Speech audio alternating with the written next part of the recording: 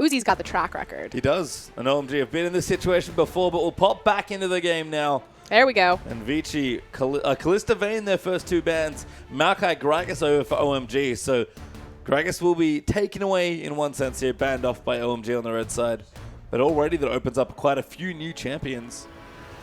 Opens up a lot of power picks, but I mean, Vici really don't play them. Can they do it? Yes. Is it effective for them? No. Well, Rise the last ban there for Vici.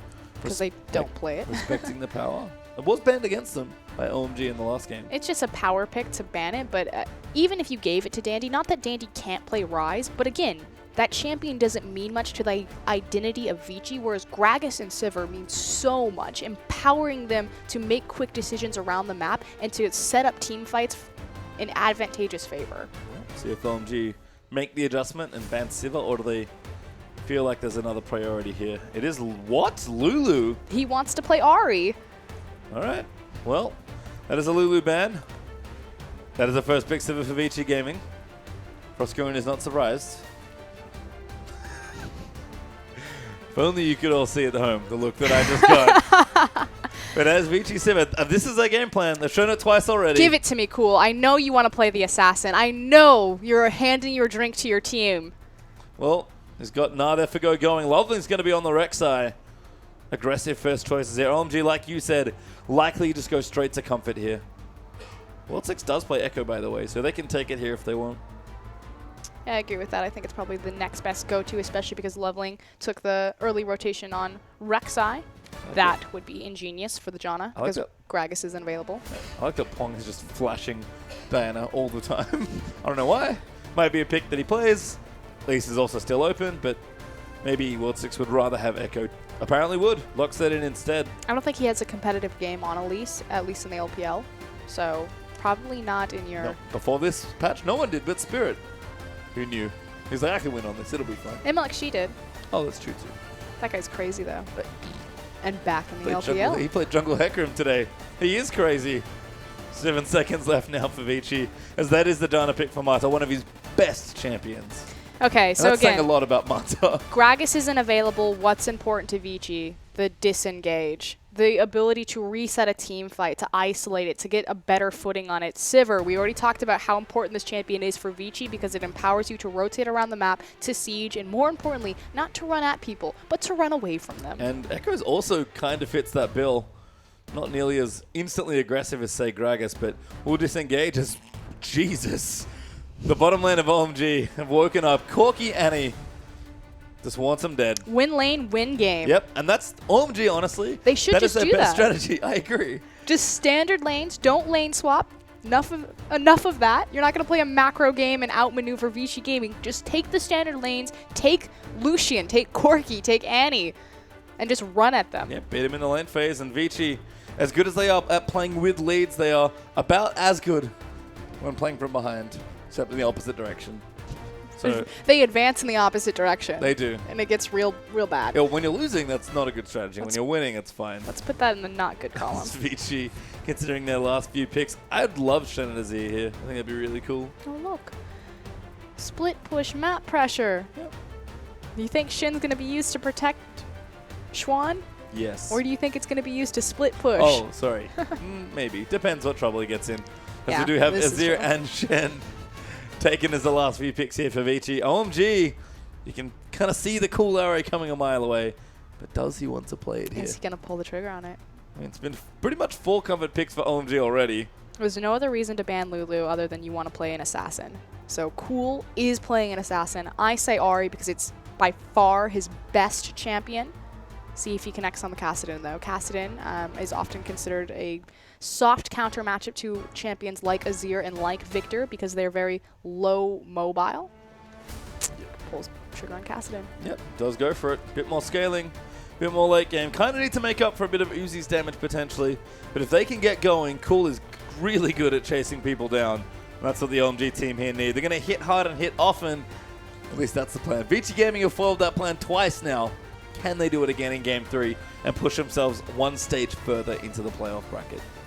The Shin Echo composition, so good at diving tower, so good at controlling the front of tower. So again, a lot of these tools, like OMG plays compositions exactly like this, but no one plays these types of comps how Vici.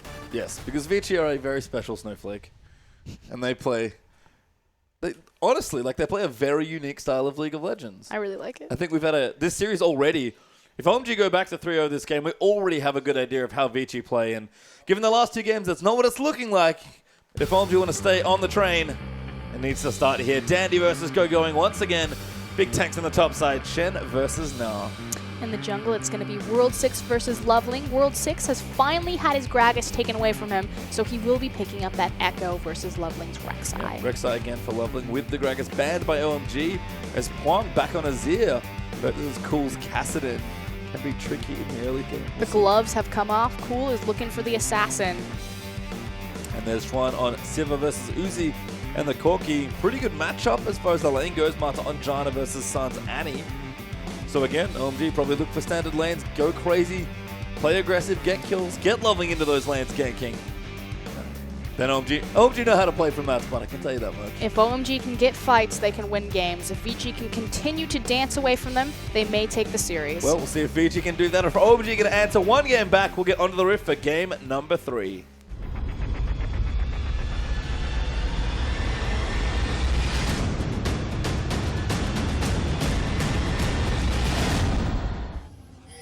And here we are watching Pwong move out of the base. Hanging out through the base gate there. Vici Gaming looking good at 2-0. Moving out here for what could be their final game of the evening. OMG thinking the same thing, but unfortunately for them, that is not nearly as exciting a prospect. Have a long uphill road. They are able to connect with this game, but hey, got to go through the best of 5 anyway. And Dandy forgot his trinket, so he'll go back and get that. No one saw that, Dandy. Our observer highlighted it. He was very observant. Nope. Well, Dandy nails the yellow trinket. Well done. And again, just a fan out from Vici. Don't feel pressure for some vision. Chuan going to put a ward down. But Uzi's already in the bottom lane. I think they've spotted him. But Uzi wants the 2v2. I can't imagine he doesn't. He wants blood. That's what he wants. Yep. We got the kill lane initiated, the anti-Corki. I like the hard engage there as well. I feel like OMG were missing a big go button in their last few comps. They took strong lanes pretty much across the board as opposed to Cool's. I mean, the only weak lane is Cool's Kassadin into Azir, which again, the dynamic of how this works and how the LPL mid laners think that Kassadin works into the control mages is you just get them to level 6 and then you just jump on top of their faces.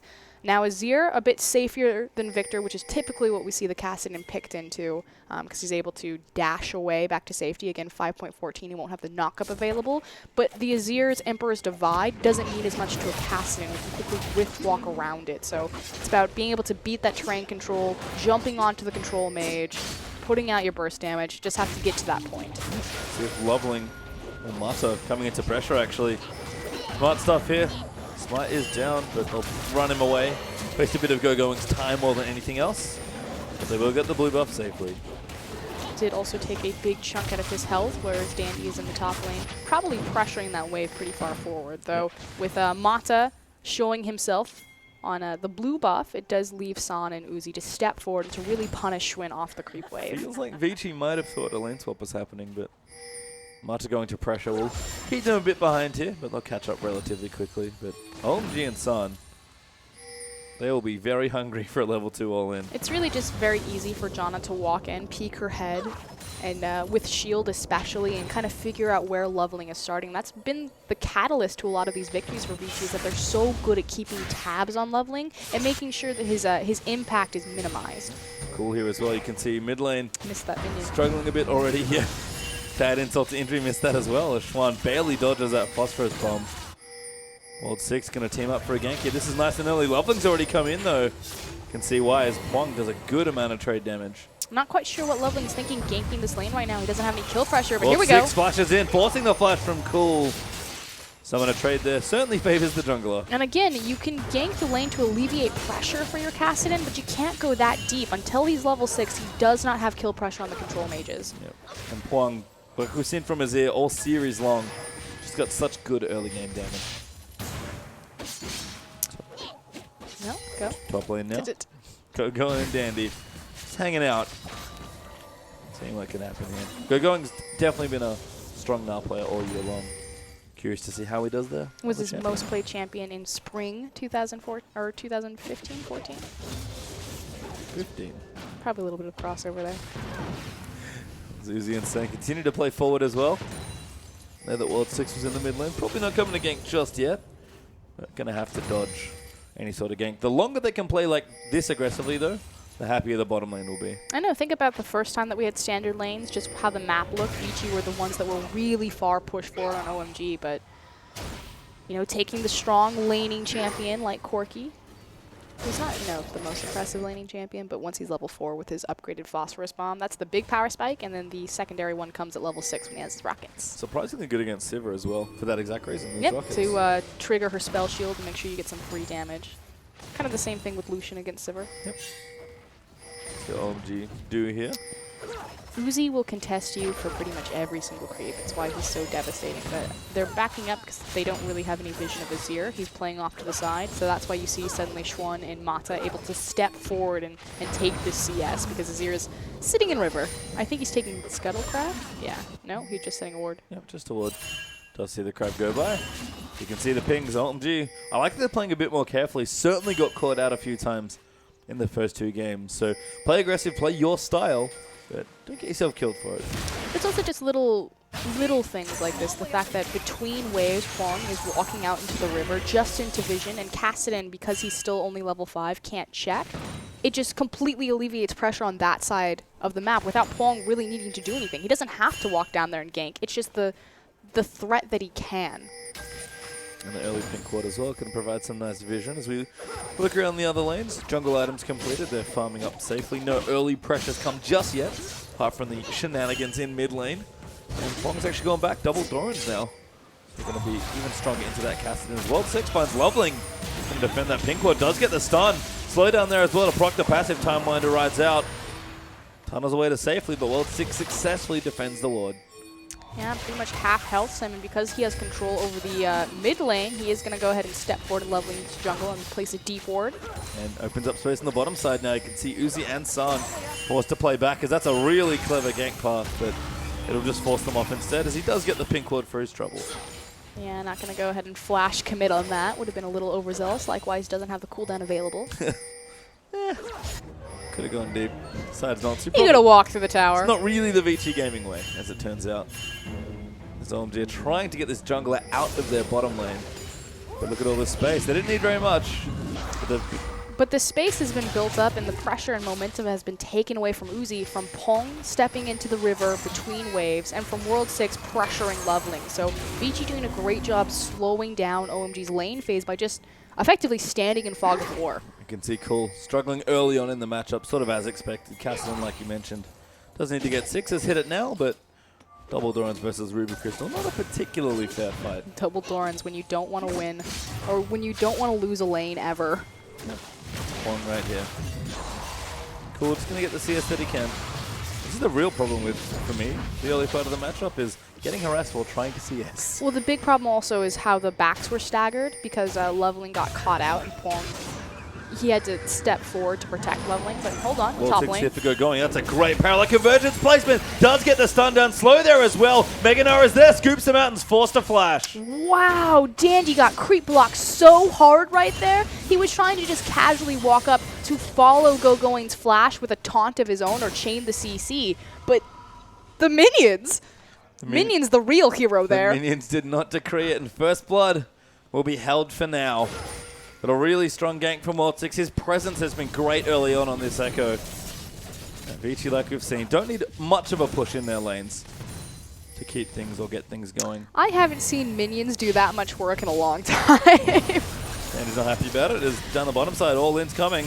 Level 6 already, though, for the Sivir. Sun doing good damage, but Vici holding their ground in the bottom lane. Vici also not able to follow up and dive that to look for a possible kill, because again, Cool wandering into the river knowing that Kassadin could be on his way. Leveling ulted as well, so Vici might be afraid of a particular sound. They'll just chill out, pull the wave back, and go back in when it's appropriate. Uzi level 6 now, San there as well, so they have a couple windows maybe to engage, but all summoners up for both parties. Probably a tricky all-in. Likewise, they do not have vision on World 6. He is actually slipping into the back of the lane here. Apparently told to go away. Walks past the ward. Yeah, they should know that second rotation of blue buff is up, so they need to suspect that Cool and Loveling are on this side of the map. So again, not pulling the trigger unless they're 100% certain that they can get away with something. Shadow Crab does get taken though. We'll go over there to World 6. OMG gonna spot him there with the water. San walks past one of his own. 6v6, but Echo's got a lot more health. And has gone Balmy Cinder as well, so will be that nice big tank Echo. And Azir was also the first one to move from the mid lane, now halfway down the river. Gogoin's going to go ahead and pull the trigger since so many resources are Vici on the bottom side of the map. Dandy will not stand for this though. He's going to come in to save the blue buff. An old jungler must protect his territory. No minions to stop him this time. Does Force going out. In fact, might kited some sort of fight here. Getting kited by Mini now. Pretty annoying, but Dandy will force him away. Secures the buff for his team, and now we have the second back for the bot lane. See if it's going to transition into a BF sword. Marta goes back. Sight's done there. Couple pots. Not sure if one has the money. Boots. Oh, just some potions. No, Lots he's of health. just saving up for it, yeah. Well. Not even going to try to get a boot to get back quickly to lane since he has the, I was going to say Janna Tailwind passive to help him run, but Mata's like, see ya, nerd. Yep, already gone. Mata's not nothing to do with that little interaction. Let's go going. Gets his farm here under the tower. Megan are able to clear that out nicely, but blue buff is going over to Pwong now, and Cool already got his, so even things back out in the mid lane. Cool's catching up on CS. He's sort of been unlocked now that he's got some levels.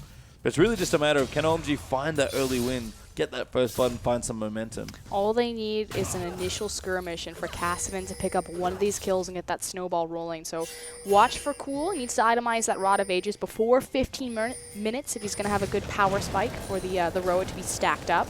Again, it's a time-sensitive item.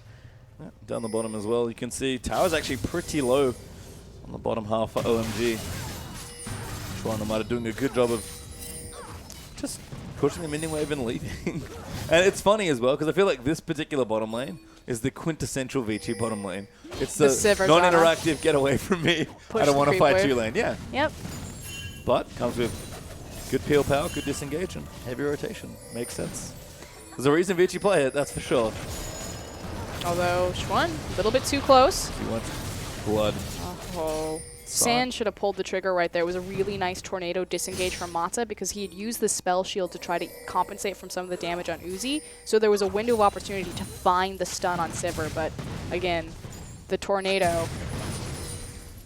Yeah, Mata just protecting his bottom lane. One going aggressive. That's almost too obvious. Yeah, I was going to say. Now World 6 really coming telegraphed. in. Doesn't quite get it onto Uzi. Valkyrie out. Stun actually used there onto World 6 just to get him off. And cooldown's down. That might be enough for Vici to try and take Dragon. They did hear the Void Scream, however, so they know that Loveling is responding to something on the map, especially because he's sitting on a ward. Vici's vision, always giving them the right info. It's part of the reason they're such a good team when it comes to maneuvering around the map. As Uzi wants to go back in. Does throw a couple missiles down, but San can't flash in. Another nice tornado from Mata. Keeps that all in out. We're still without a first blood, which in a very strange way, I think favors Vici. That said, they actually do have full dragon control right now if they want to pull the trigger on this. They should have vision that, or at least knowledge that Vici are no longer in the lanes. Yep, there they go. Especially with Tibbers up and available, they have a nice tanking resource. Oh. JK. And then Tibbers just died. Farm's going to tank it instead with his own face. Loving going to do the Scuttle Crab and take over the tanking duties as World 6. Look at those pings. Has his ulti. Assist ping, assist ping. Walks past the ward. Gonna look to steal this up. Towards the W down, trying to cut off Uzi. Oh, here comes a teleport from behind, though. Yeah, Dandy's trying to cut him up now as well. He's gonna be the second line in. Dandy's 1v3. Pulls him off the dragon though. Vici do not like losing objectives. And they pull the trigger on this. Now Gogoin still has the teleport. So are OMG gonna commit? Nope, they're gonna go ahead and try to trade objective for... I'm not gonna say objective because I don't think Gnar can push down that tower, but at least some damage on it. He's gonna try. See how much damage Gogoin can do. World 6. Pretty tanky with the Cinderhawk finished already. To be able to take this dragon out. Gogoin does get enough damage for the tower. Hexdrinker helping out there. So a trade. Gold for non-gold, but Vici, actually never mind. Sivir gets the tower in bottom lane. All of a sudden we're all square bar that one dragon. Now the question is, how will Vici move around the map? I suspect that we're going to see Sivir rotated up into the top lane and Dandy moved out to the bottom. Dandy get aggressive and go going, apparently. Quite enough rage just yet. Dandy doing a great job with that trade, but Loveling is in reserve, and Sun's been pulled up here as well. Okay, here comes the gank. Unborrowed looking, don't quite get it. Actually, Unborrowed a little too early, does find the stun, but Dandy will flash. Bit miscommunicated there from OMG. Yeah, not able to chain the CC. That said, they do trade the Tibbers cooldown for a flash cooldown, so hashtag worth any day, as that flash cooldown will take 5 minutes. Tibbers is like, what, 35 seconds? No, it's A little like bit more. a minute. It's pretty low at max level. How good though. is the Prince of Thieves? Not quite. That was very close. Doesn't quite get the Grump. But does have a Sunfire Cape. It's going to keep creating pressure. And once again, the Vici theme of this entire series, Dandy, now ready to enact phase 2 of Plan Vici. Has the Sunfire up and online, so we asked, what is this Shin going to be used for? The perfect flank for the 5v5 or the split push pressure? Split push pressure primarily. Dandy actually has quite a good teleporter as Zahn gets, oh, that was close. Almost ate a NATO. Vici Wow. rotating mid, going to try and take this turret. Yeah, consolidating the resources in the mid lane, which this is actually a great adaptation because normally teams avoid this because they're facing across from a Sivir, but against a Kassadin, you sacrifice so much wave clear that they're able just to walk up and take this tower for free. And it's gone. Schwan pops his spell shield. Cool's going to look for the opportunity. Doesn't have quite enough here. Marta's here as well. And World 6 stealing the blue buff in the meantime. Is he going to get away with it? He doesn't have smite. Oh, very close. Not quite as Loveling's looking for a kill. They pop the Sivir ult. They'll back away. World 6 kind of caught out. Ukona break to safety. Phase dive away. Now Dandy's coming back in. He flashes out. That might be the trigger to go in, but going down here as well. First blood goes to Uzi. Dandy going to be the next kill. So going in, who's going to get it? It will be Uzi with the double. Just don't fight, OMG. The On the Hunt was popped away. It was very clear that Vici were looking to run away, except to World 6. Well, World 6 kind of caught out there. Couldn't ulti out to safety, and OMG going to get 2 kills and a turret for their troubles. Gold lead will actually be in the favor of OMG now as they're up 2,000 gold. And both of those kills went on to Uzi. Has the completed Trinity Force. That is some good farming, to say the least there from Uzi. Almost 150 at 16 minutes. He's 20 short of perfect CS. And that's an early Trinity Force. I think honestly caught Vici off guard. Okay, here we go. Gonna lose this turret by the looks of things. Going's Mega now. Able to force them away despite the lack of ulti. And that is 2 turrets. OMG making their way back into the game. Finally gonna have a game in this series where OMG have the lead. I know, felt like the first time in forever. Again, Vici though, it was really clear. Pop the Sivir ult, we're looking to disengage. World 6 just not on the same page. Not at all. See how that develops. Is Loveling gonna prep that blue buff, give that over to Cool, you have to think. Cool's also gotten quite strong. He's got, I think, 5 stacks already. That can't be right. On the road of 8 as it might be. Been farming up quite nicely himself. Has a blasting wand also. As the Sun turret falls down in mid. OMG's starting to get stronger and stronger. Going's getting tankier now.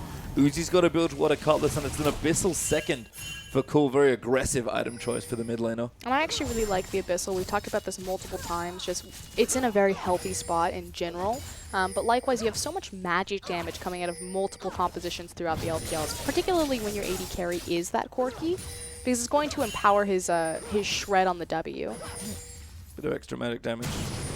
See OMG lining up their next target. They're actually 3-2 up in turrets, but they haven't got the mid-outer. That might be their next objective. Dragon also up in a minute 50.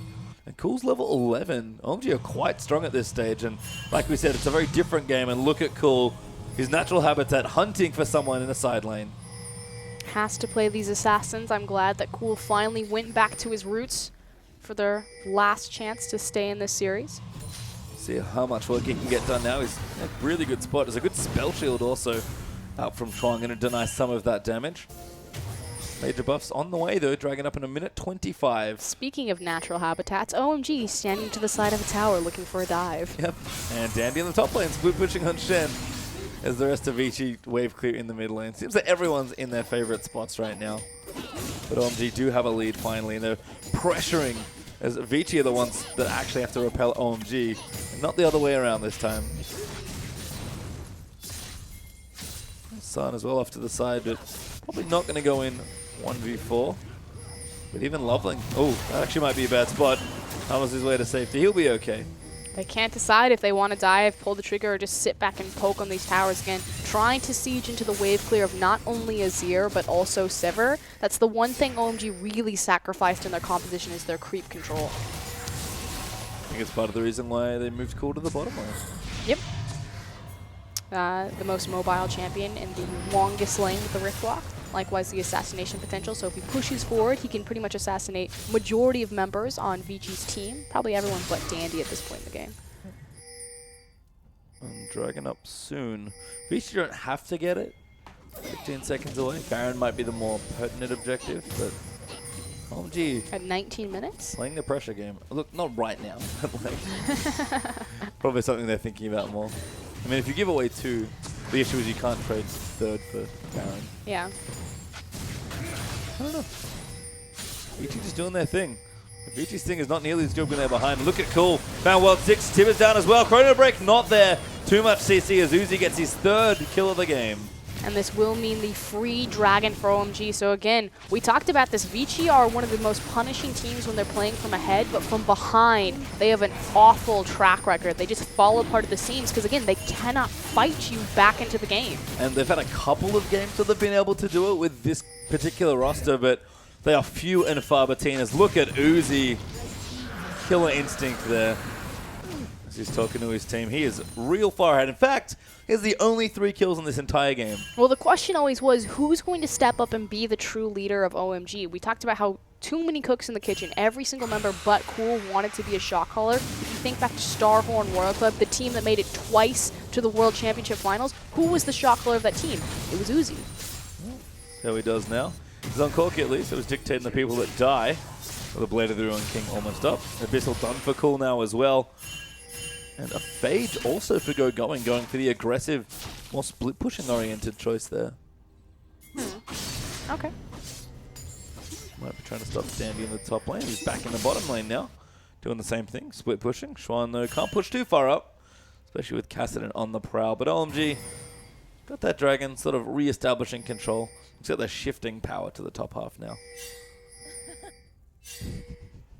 He's laughing every single time the camera's on top of him. So let's talk about where OMG want to go next. Like you said, shifting their control, moving Cool into the elongated lanes. As long as he's not near Dandy, he has assassination potential on pretty much everyone. There is always going to be outplay, especially as Mata and Schwinn set this trap.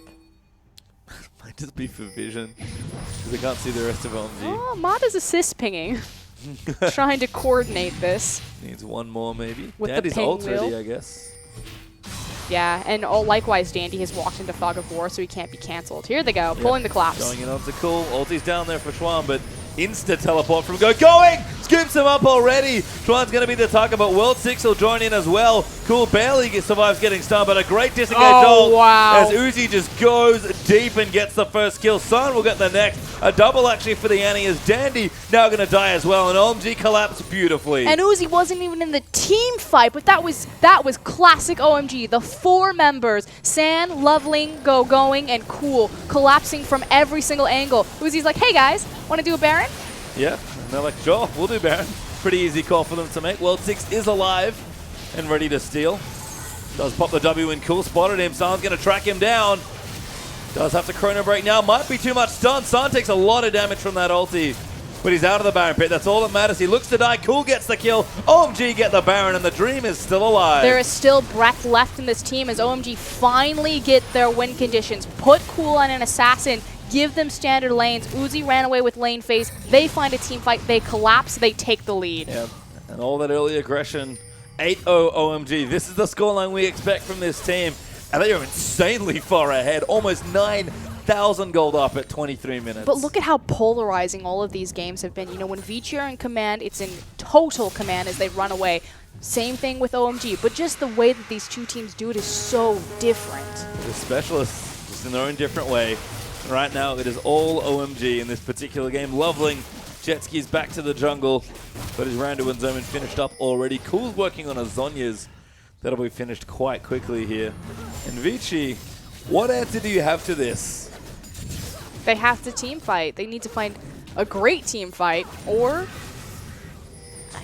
it's just so hard because Kassadin's presence, especially being 1-0-6 right now with 2 completed items, closing in on his third is so scary that it denies a lot of split push pressure. And like you said, going, choosing to itemize more damage oriented to answer Shin and to follow him around on the map. Slowly, OMG are shoring up their individual weaknesses of letting Vici run them around. 2 games to learn, but might have needed it as a warm-up if you want to think about it that way. Right now, though, OMG pressuring from all 3 lanes. They have the Baron buff. Uzi feels very confident, understandably so, given the position he's currently in. And San's in reserve as well. In fact, Loveling, he is flanked all the way around the back. This is the extended edition of the dive. Okay, here we go. They're getting in position. Does get spotted. Loveling going to clear out some vision. He doesn't have flash. That's fairly important to Rek'Sai's combo there to be able to flash on Burrow, but just the presence of him in the jungle alleviates and creates enough space that Going can take the mid-tier tower. Looking on the tier 2 now as well. Going threatening with the Meganar. Getting bullied out a bit by Huang. He's actually relatively strong. World 6 going to try and make it happen. Looks for the stun, doesn't get it. Dandy's down as well. San somehow dodges that, and a huge drop from Going as Echo Chrono breaks out, but there's already 1 kill. It's on to Dandy. OMG going to run forward 5v4. Again, Vici look to skirmish in 5v5, but they're at the gold deficit. They're already a weak 5v5 team, and OMG are running away with this.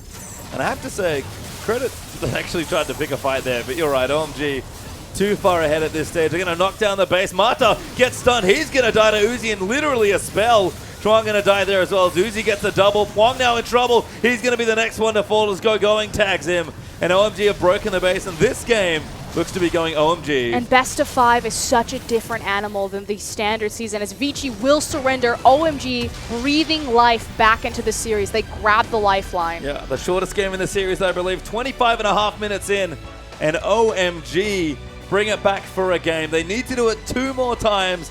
But Uzi cracks a smile. They found the formula. But this is exactly what I was going to talk about. You know, if anyone's going to be able to outmaneuver someone in a best of 5, OMG have been together for so long. Uzi has made a career out of these 2-3 swing comebacks. And you can tell why. Back on Corki, nice and aggressive. You can see a couple of cheers from the crowd. A big Loveling picture there. Plenty of OMG fans, as always, in China. And Cool! Finally looking happy after that game. Cool style I would too. Is on an assassin. Forget the control mage. Throw it away. Win lane, win game against Vici. Well, I think against Vici in particular, that is the strategy. You can see Vici sort of talking amongst themselves. Loveling. Everyone on OMG has very adorable grins on their faces after that game. They know they made the fans happy, made themselves happy as well. And their only question to themselves has to be, can we do it 2 more times? Long uphill battle. That said, they were able to beat the Sivir. We talked about the priority pick. Again, Vici decided to pick that up first rotation from blue side. They picked it up first rotation every single time, but they seem to have identified the problem, the Gragas.